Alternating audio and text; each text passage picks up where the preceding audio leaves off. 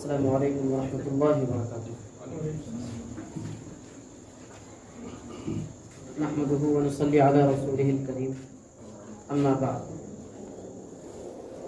فقد قال الله تعالى في القرآن الكريم: اعوذ بالله من الشيطان الرجيم بسم الله الرحمن الرحيم لو كان فيهما آلهة إلا الله لفسدتا الآية.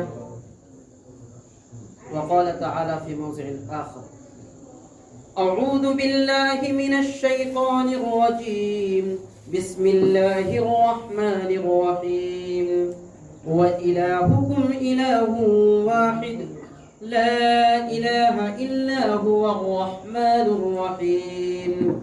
صدق الله العظيم.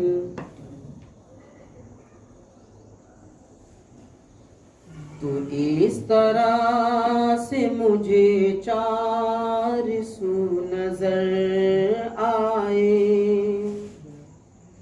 تو اس طرح سے مجھے چار سو نظر آئے، تو اس طرح سے مجھے چار سو نظر آئے، جدھر میں دیکھوں ادھر تو ہی تو نظر آئے، جدھر میں دیکھوں ادھر تو ہی تو نظر آئے. پڑھوں نماز تو ہو دل کی کیفیت ایسی، اللہم آمین. پڑھوں نماز تو ہو دل کی کیفیت ایسی، پڑھوں نماز ہو تو دل کی کیفیت ایسی، تیرا وجود مجھے ہو بہو نظر آئے، تیرا وجود مجھے رو برو نظر آئے. محترم سامعین کرام، بزرگان دین، ڈائز پر تشریف فرما، معزز علماء کرام اور محترم دوستو، اللہ تبارک و تعالی کا بے پناہ شکر و احسان ہوا کہ اس پاک پروردگار عالم نے ہمیں اور آپ کو ایک خاص مقصد کے تحت، یعنی اجتماع قلوب، دلوں کو جوڑنے کی مصلحت کے پیش نظر اور آپس میں اتحاد و اتفاق رکھنے کے پس منظر میں نیز ہم سب کا خالق و مالک ایک ہے، اس بات کی تحقیق کے پس منظر میں جمع اور اکٹھا فرمایا ہے. یقیناً یہ اللہ رب العزت کا بہت بڑا احسان ہے. دنیا میں ایسے تو بہت ساری مجالس سجتی ہے، لیکن یوں دیکھا جاتا ہے کہ ان مجلسوں کے اندر تقریباً 70% باتیں لغو ہوتی ہیں، بیکار ہوتی ہیں، جن کا نہ تو دنیاوی کوئی فائدہ ہوتا ہے اور نہ ہی آخرت کے اندر اس کی وجہ سے کوئی حصہ انسان کو ملنے والا ہوتا ہے. جن مجالس کے بارے میں اور اس طرح کی لہو و لعب باتوں کے بارے میں پیارے آقا تاجدار مدینہ محمد عربی صلی اللہ علیہ وسلم نے ارشاد فرمایا: من حسن اسلام المرء ترکہ ما لا یعنی، کہ انسان کی یا مسلمان کی اسلام کی اچھی صفات میں سے یا ان کی اچھائیوں میں سے ایک بڑی بات یہ ہے کہ وہ ان تمام باتوں کو ترک کر دے اور چھوڑ دے کہ جس کا کوئی فائدہ نہیں ہے، جو لا یعنی ہے، یعنی نہ تو کوئی دنیاوی فائدہ، کوئی منفعت اس سے وابستہ ہے اور نہ ہی کوئی آخرت کے اندر اس کا کوئی حصہ ملنے والا ہے. تو یہ اللہ رب العزت کی بڑی کرم فرمائی ہمارے اور آپ کے ساتھ ہوئی ہے. اتنی بڑی امت کے اندر اللہ رب العزت نے ہمیں اور آپ کو اپنی مصروفیات کے باوجود اس پس منظر میں یہاں اکٹھا اور جمع فرمایا ہے. یقیناً یہ اللہ رب العزت کا بڑا احسان ہے اور ان کا بہت بڑا شکریہ ہے. حضرات محترم، ہم جس پس منظر میں یہاں جمع ہوئے ہیں، وہ بینر سے صاف ظاہر ہے، ہم اور آپ اس سے بخوبی واقف ہیں، اور جو واقف نہ ہو وہاں پڑھ کر بھی اس کو دیکھ سکتے ہیں۔ تمام چیزیں پکچرز کے اندر لگی ہوئی ہیں، اور جس طریقے سے لفافے سے مضمون کا پتہ لگ جاتا ہے، چہرہ دیکھ کر انسان کی ذہنیت کو پرکھ لیا جاتا ہے، اسی طریقے سے ان تصاویر سے ان کے مفاہیم اور ان کے پیچھے جو اغراض و مقاصد وابستہ ہیں ان کی پوری عکاسی ہو رہی ہے۔ حضرات محترم، ہم جس ملک کے اندر اپنی زندگی بسر کر رہے ہیں اور جس ملک کے ہم باشندے ہیں، میں آپ حضرات کو یہ بتلاتا چلوں، آپ حضرات کی گوش گزار یہ بات کرتا چلوں کہ اس ملک کے اندر مختلف الادیان، مختلف المذاہب سماج باشندے ہیں اور یہاں زندگی گزار رہے ہیں، جن میں سر فہرست 4 مذاہب کے احباب اور ارباب ہمیشہ نمایاں رہے ہیں۔ ہندو، مسلم، سکھ، عیسائی آپس میں سب بھائی بھائی، اور یہ نعرے بھی ہر موسم میں ہر مواقع پر اس طرح کے نعروں کی گونج اور اس کی صدا جاری رہی ہے۔ لیکن ایسا نہیں ہے کہ اس ملک کے اندر ہم 4 ہی مذاہب کے احباب اور ارباب تشریف رکھتے ہیں، ان کے علاوہ بھی دیگر مذاہب کے احباب اور ارباب یہاں تشریف رکھتے ہیں۔ میں آپ کو بتاتا چلوں کہ ان مذاہب میں جو سر فہرست 4 مذاہب کے ارباب ہیں، 4 مذاہب کے احباب ہیں، یہ سب کے سب کچھ باتوں میں متفق ہے اور کچھ باتوں میں ان کا آپسی نظریاتی اختلاف ہے۔ ہمیں ان اختلاف کی تفصیلات کی طرف نہیں جانا ہے، لیکن میں آپ کے سامنے کچھ باتیں مختصراً قیمتی وقت کے اندر پیش کر دوں۔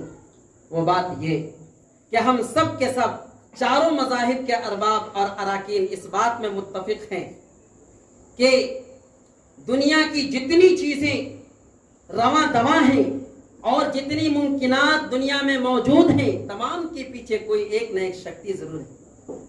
اس بات میں ہم سب متفق ہیں، اس میں کسی کا اختلاف نہیں ہے۔ ہم سب مانتے ہیں کہ ہر مصنوعی چیز کے پیچھے، ہر بنی ہوئی چیز کے پیچھے کوئی بنانے والا ضرور ہوتا ہے، بغیر بنانے والے کے وہ چیز وجود میں نہیں آ سکتی۔ تو بہرکیف یہ بات تو آیا ہے اور یہ بات صاف واضح ہو جاتی ہے کہ ہم اس ناحیے سے کہ ہم سب اس بات میں ایک ہیں کہ ہر موجودات کے پیچھے یا دنیا کی ہر شے کے پیچھے اس کے پس منظر میں کوئی نہ کوئی قدرت، کوئی نہ کوئی طاقت، کوئی نہ کوئی پاور، کوئی نہ کوئی شکتی کار فرما ہے۔ اس بات میں ہم سب متفق ہیں۔ پھر اس کے بعد چند چیزیں ہیں جس میں اختلافات ہیں۔ اب یہ ہے کہ وہ شکتی ایک ہے یا 2 ہے، ایک ہے یا انیک ہے، اس کی تحقیق ہمیں کرنی ہے۔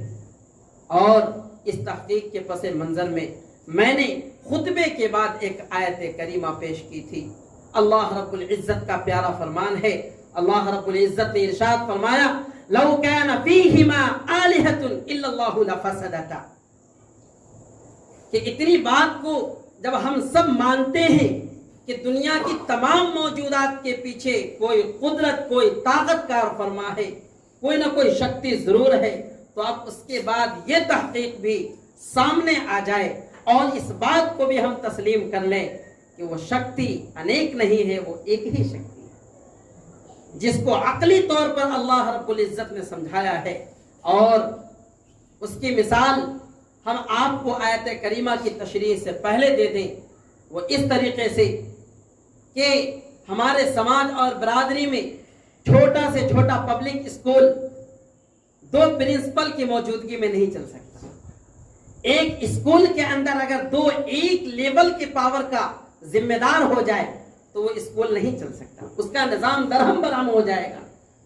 ایک پرنسپل یہ کہے گا کہ آج ہولیڈے ہو، آج چھٹی کر دی جائے، دوسرا پرنسپل دوسری طرف سے فرمان جاری کرے گا نہیں، اسکول قائم کرنے کا مقصد ہے ایجوکیشن کو فروغ دینا، اس لیے آج تعلیم کا دن رہے گا، آج تعلیم ہو۔ اور نتیجے کے طور پر دونوں میں اختلاف ہوگا، اور اس اختلاف کے نتیجے میں اس اسکول کا، اس انسٹیٹیوٹ کا یا ٹیوشن سینٹر کا یا کالج ہو یا یونیورسٹی ہو، اس کا نظام درہم برہم ہو جائے گا۔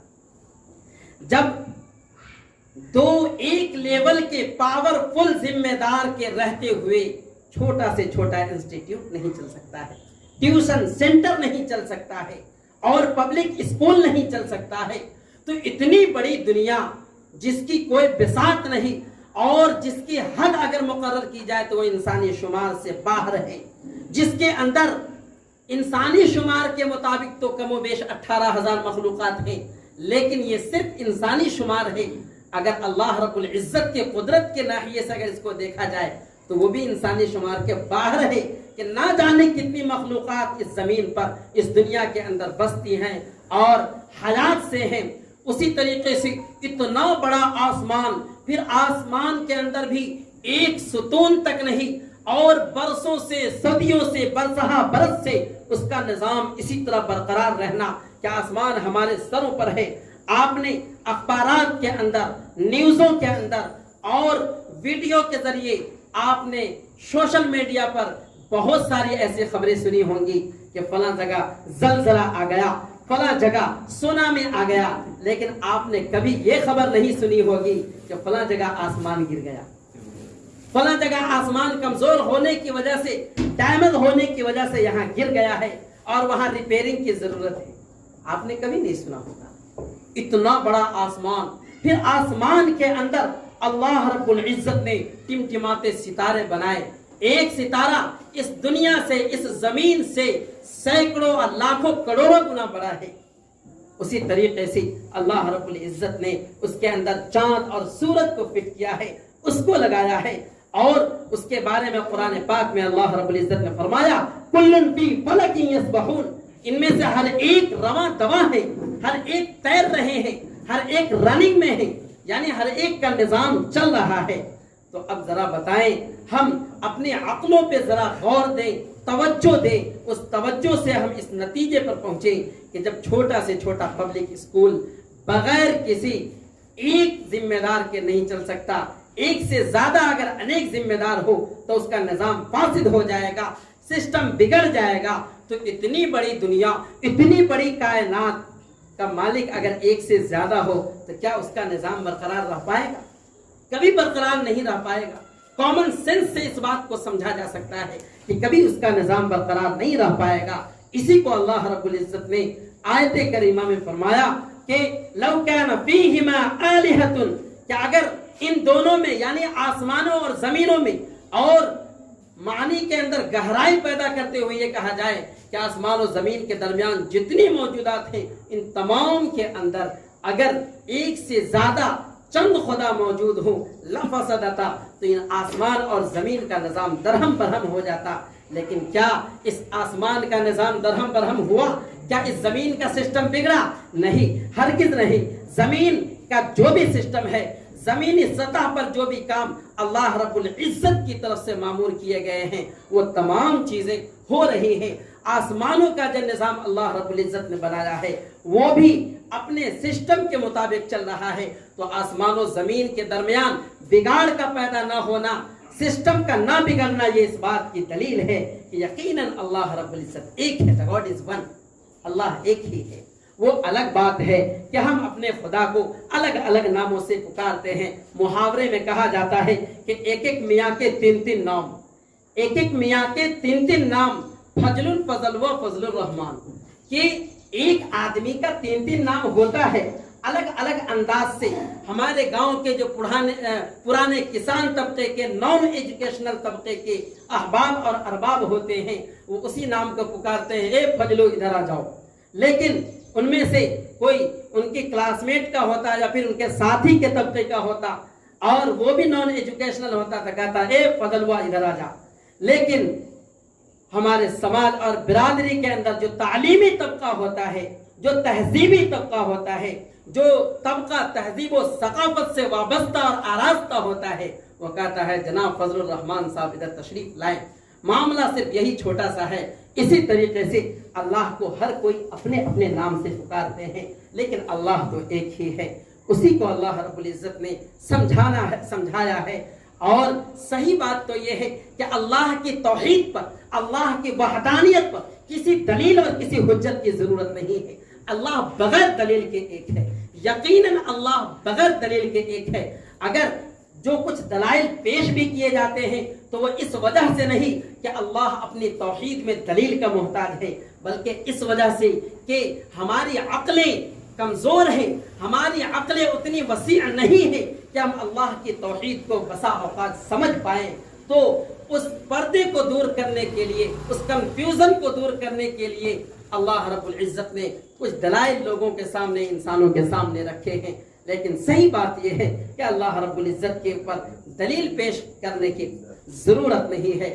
ہم کلمے کے اندر دیکھیں، کلمے کے اندر جو ایمان کا سب سے پہلا بول ہے لا الہ الا اللہ، اللہ رب العزت نے اس کے اندر صراحتاً اس بات کو فرما دیا کہ نہیں ہے کوئی معبود سوائے اللہ کے. حضرات محترم، اس موقع پر میں آپ کو بتلاتا چلوں کہ لا الہ الا اللہ کا صرف یہ مطلب نہیں ہے کہ نہیں ہے کوئی معبود سوائے اللہ کے، بلکہ اس کا صحیح مطلب اگر لیا جائے تو یہ ہے کہ تمام تر چیزوں میں اللہ کے علاوہ دیگر مخلوقات سے ہونے کا انکار کر دینا، اور یہ سمجھنا کہ جو کچھ کرنے دھرنے والی ذات ہے وہ وحدہ لا شریک لہ، یعنی اللہ رب العزت کی ذات کریمہ ہے. مثال کے طور پر لا الہ الا اللہ، نہیں ہے کوئی معبود سوائے اللہ کے. لا الہ الا اللہ، نہیں ہے کوئی کپڑے دینے والا سوائے اللہ کے. لا الہ الا اللہ، نہیں ہے کوئی بیمار کرنے والا سوائے اللہ کے. لا الہ الا اللہ، نہیں ہے کوئی عافیت اور شفا دینے والی ذات سوائے اللہ کے. لا الہ الا اللہ، نہیں ہے کوئی امیری دینے والا سوائے اللہ کے. لا الہ الا اللہ، نہیں ہے کوئی فاقہ و تنگ دستی دینے والا، پھر اس کے بعد عافیت عطا کرنے والی ذات سوائے اللہ کے. لیکن یہاں ٹھہر کر ایک بات ہم سمجھ لیں کہ ایمان کا جو مرحلہ ہے وہ صرف توحید پر مکمل نہیں ہوتا ہے. توحید کے ساتھ ساتھ ہمیں رسالت کا بھی اقرار کرنا ہے اور اس کے اعتقاد کو بھی اپنے ذہن میں لانا ہے، اپنے دل سے بسانا ہے. اس لیے کہ اگر کوئی کلمے کے پہلے جز کا اقرار اور اس بات کرتا ہے اور دوسرے جز کا یعنی محمد رسول اللہ کہ آپ صلی اللہ علیہ وسلم تاجدار مدینہ سرور کائنات محمد عربی صلی اللہ علیہ وسلم کی لائی ہوئی شریعت پر چلنے میں 100% کامیابی ہے، اس بات کا اگر کوئی اعتراف اور اقرار نہ کرے، دل سے اس کو سچا نہ سمجھے، تو وہ کامل مومن نہیں ہوگا. تو اللہ رب العزت نے ہمیں جو یہ کلمہ دیا ہے، اس کلمے کے اندر بھی دیکھا جائے تو سب سے پہلے توحید باری تعالیٰ یعنی اللہ کے ایک ہونے کو بتلایا گیا ہے. شیخ سعدی رحمت اللہ علیہ نے کسی موقع پر ایک بات ارشاد فرمائی، خلاف پیغمبر کسے رہ گزید، خلاف پیغمبر کسے رہ گزید کہ ہرگز بمنزل نخواہد رسید. پیغمبر صلی اللہ علیہ وسلم کے طریقے کے خلاف، ان کے لائی ہوئی شریعت کے خلاف جو کوئی زندگی گزارے گا تو وہ کبھی بھی منزل مقصود تک نہیں پہنچ سکتا، کامیابی کے زینے کو وہ نہیں پہنچ سکتا. اس لیے ہمیں چاہیے کہ ہم اس پلیٹ فارم سے اور اس ڈائٹ سے، اس اسٹیج سے ایک پیغام لے کر جائیں کہ ہم توحید باری تعالیٰ کے سلسلے میں فکر مند ہوں، اللہ کی توحید کے سلسلے میں فکر مند ہوں، اس کے ساتھ ساتھ محمد عربی صلی اللہ علیہ وسلم کی رسالت کا اقرار، ان کا اعتراف کریں. وہ سید الاولین ہے، سید الآخرین ہے. وقت اب اس کی اجازت نہیں دیتا ہے.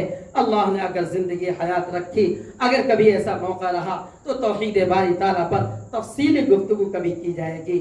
گستاخی کی معافی کے ساتھ میں رخصت ہوتا ہوں. وآخر دعوانا الحمدللہ رب العالمین.